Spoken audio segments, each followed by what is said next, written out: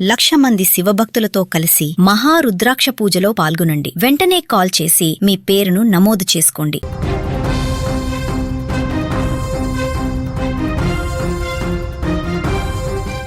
తునిలో అదృశ్యమైన చిన్నారి జ్ఞానేశ్వరి కేసు రోజుకో మలుపు తిరుగుతోంది. పసిపాప ఆచూకీ కోసం గాలింపు ముమ్మరంగా సాగుతుండగా బాధిత కుటుంబం ఇంటి వద్ద జరిగిన ఓ సంఘటన అందరినీ భయాందోళనకు గురిచేస్తోంది. చిన్నారి తల్లిదండ్రులు ఇప్పటికే దిక్కుతోచని స్థితిలో ఉండగా అపరిచిత వ్యక్తి సంచారం కొత్త అనుమానాలకు తావిస్తోంది. చిన్నారి అదృశ్యమైనప్పటి నుంచి తండ్రి గణేష్, తల్లి భవానీ కన్నీరు మున్నీరవుతున్నారు. పాప ఎక్కడుందో తెలియక ప్రాణాలు అరచేతిలో పెట్టుకుని గడుపుతున్నారు.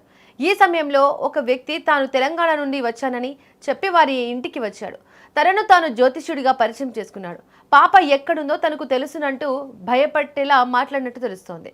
ఆ వ్యక్తి మాటలు తల్లిదండ్రులను మరింతగా ఆందోళనకు గురిచేశాయి.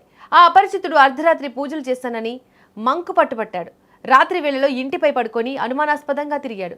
ఈ విషయం తెలియగానే స్థానికులు పోలీసులు అప్రమత్తమై అతడిని అదుపులోకి తీసుకొని ఎవరు అతను ఎందుకు వచ్చాడని వివరాలను తెలుసుకునే పనిలో ఉన్నారు. మరోవైపు చిన్నారి జ్ఞానేశ్వరి అదృశ్యమై 12 రోజులు దాటి నేటితో 13వ రోజు మొదలైనా ఇప్పటికీ ఎటువంటి ఆధారాలు దొరకలేదు. పోలీసులు, అటవీ శాఖ సిబ్బంది, ఇతర బలగాలు దాదాపు 400 మంది వరకు గాలింపు చర్యల్లో పాల్గొంటున్నారు. పామాయిల్ తోటలు, కొండ ప్రాంతాలను థర్మల్ డ్రోన్లతో జల్లెడ పడుతున్నారు. పాప కోసం పెంపుడు కుక్కను కూడా ఉపయోగించారు. కానీ ఆ కుక్క అకస్మాత్తుగా మరణించడంతో దర్యాప్తులో కొత్త చిక్కులు వచ్చాయి. నిపుణులైన అటవీ అధికారులు నైట్ విజన్ కెమెరాలను కూడా ఏర్పాటు చేశారు. అయినా జ్ఞానేశ్వరి జాడ మాత్రం దొరకలేదు. జంతువులు ఏమైనా దాడి చేశాయా లేక ఎవరైనా కిడ్నాప్ చేశారా అనే కోణాల్లో విచారణ సాగుతోంది.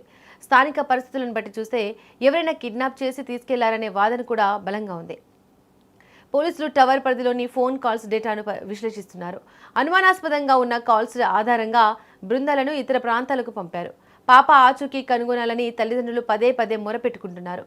ఉప ముఖ్యమంత్రి పవన్ కళ్యాణ్, మంత్రి అనిత స్వయంగా ఈ కేసుపై ఆరా తీశారు. అధికారులకు ఖచ్చితమైన ఆదేశాలు జారీ చేశారు. పాప సురక్షితంగా రావాలని ఊరంతా ప్రార్థిస్తోంది. అపరిచిత వ్యక్తుల పట్ల అప్రమత్తంగా ఉండాలని పోలీసులు సూచిస్తున్నారు. ఏ చిన్న సమాచారం తెలిసినా వెంటనే తమకు చెప్పాలని కోరుతున్నారు.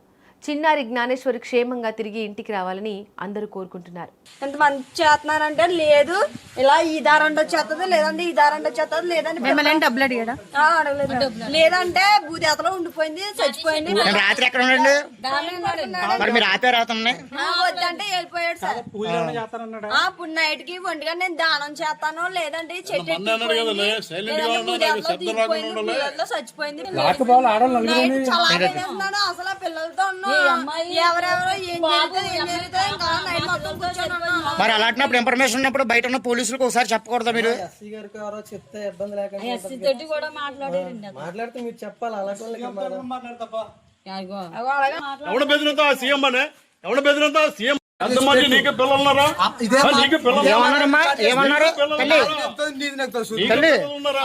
ఇదే మాట తీసుకోపో ఏమన్నారు? ఎప్పుడు ఉండిపోయినా నా మాట పాప భూదేతలో ఉంది. ఎంతమంది చేస్తున్నారంటే లేదు ఇలా ఈ దారంట వచ్చేస్తుంది, లేదంటే ఈ దారంట వచ్చేస్తుంది, లేదంటే డబ్బులు అడిగాడా లేదంటే భూదేతలో ఉండిపోయింది, చచ్చిపోయింది. రాత్రి ఎక్కడ ఉండండి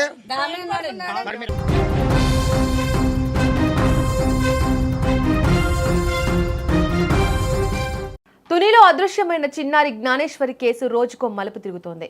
పసిపాప ఆచూకీ కోసం గాలింపు ముమ్మరంగా సాగుతుండగా బాధిత కుటుంబం ఇంటి వద్ద జరిగిన ఓ సంఘటన అందరినీ భయాందోళనకు గురిచేస్తోంది. చిన్నారి తల్లిదండ్రులు ఇప్పటికే దిక్కుతోచని స్థితిలో ఉండగా అపరిచిత వ్యక్తి సంచారం కొత్త అనుమానాలకు తావిస్తోంది. చిన్నారి అదృశ్యమైనప్పటి నుంచి తండ్రి గణేష్, తల్లి భవానీ కన్నీరు మున్నీరవుతున్నారు. పాప ఎక్కడుందో తెలియక ప్రాణాలు అరచేతిలో పెట్టుకుని గడుపుతున్నారు. ఈ సమయంలో ఒక వ్యక్తి తాను తెలంగాణ నుండి వచ్చానని చెప్పి వారి ఇంటికి వచ్చాడు. తనను తాను జ్యోతిష్యుడిగా పరిచయం చేసుకున్నాడు. పాప ఎక్కడుందో తనకు తెలుసునంటూ భయపట్టేలా మాట్లాడినట్టు తెలుస్తోంది. ఆ వ్యక్తి మాటలు తల్లిదండ్రులను మరింతగా ఆందోళనకు గురిచేశాయి. ఆ అపరిచితుడు అర్ధరాత్రి పూజలు చేస్తానని మంకు పట్టుపట్టాడు. రాత్రి వేళలో ఇంటిపై పడుకొని అనుమానాస్పదంగా తిరిగాడు.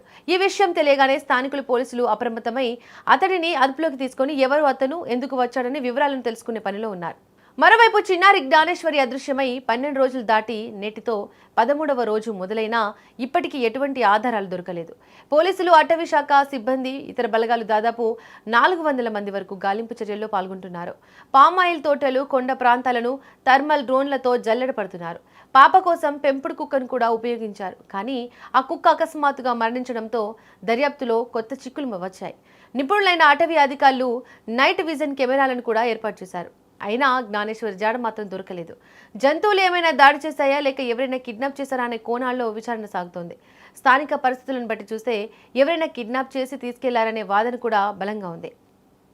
పోలీసులు టవర్ పరిధిలోని ఫోన్ కాల్స్ డేటాను విశ్లేషిస్తున్నారు. అనుమానాస్పదంగా ఉన్న కాల్స్ ఆధారంగా బృందాలను ఇతర ప్రాంతాలకు పంపారు. పాప ఆచూకీ కనుగొనాలని తల్లిదండ్రులు పదే పదే మొరపెట్టుకుంటున్నారు. ఉప ముఖ్యమంత్రి పవన్ కళ్యాణ్, మంత్రి అనిత స్వయంగా ఈ కేసుపై ఆరా తీశారు. అధికారులకు ఖచ్చితమైన ఆదేశాలు జారీ చేశారు. పాప సురక్షితంగా రావాలని ఊరంతా ప్రార్థిస్తోంది. అపరిచిత వ్యక్తుల పట్ల అప్రమత్తంగా ఉండాలని పోలీసులు సూచిస్తున్నారు. ఏ చిన్న సమాచారం తెలిసినా వెంటనే తమకు చెప్పాలని కోరుతున్నారు. చిన్నారి జ్ఞానేశ్వరి క్షేమంగా తిరిగి ఇంటికి రావాలని అందరూ కోరుకుంటున్నారు. ఎంతమంది చేస్తున్నారంటే లేదు, ఇలా ఈ దారంట వచ్చేస్తుంది, లేదంటే ఈ దారంట వచ్చేస్తుంది, లేదంటే డబ్బులు అడిగాడా? అడగలేదు. లేదంటే భూదేతలో ఉండిపోయింది, చచ్చిపోయింది. రాత్రి ఎక్కడ ఉండండి? మరి మీరు ఆపే రావుతున్నాయి వద్దంటే వెళ్ళిపోయాడు సార్. ఇప్పుడు నైట్ కి ఒంటిగా నేను దానం చేస్తాను, లేదంటే ఈ చెట్టు చచ్చిపోయింది. అసలు ఆ పిల్లలతో ఎవరెవరో ఏం జరుగుతుంది మరి అలాంటినప్పుడు ఇన్ఫర్మేషన్ ఉన్నప్పుడు బయట ఉన్న పోలీసులకు ఒకసారి చెప్పకూడదా మీరు? ఎస్సీ గారికి ఎవరో చెప్తే ఇబ్బంది లేకుండా మాట్లాడితే మీరు చెప్పాలి. అలాంటి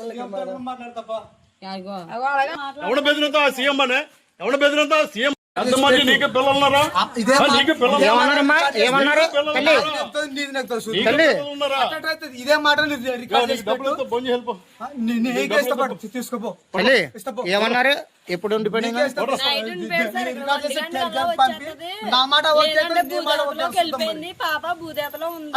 అలాంటి మాటలు ఎంతమంది చేస్తున్నారంటే లేదు, ఇలా ఈ దారంట వచ్చేస్తుంది, లేదంటే ఈ దారంట వచ్చేస్తుంది, లేదంటే డబ్బులు అడిగాడా? అడగలేదు. లేదంటే భూదేతలో ఉండిపోయింది, చచ్చిపోయింది. రాత్రి ఎక్కడ ఉండండి?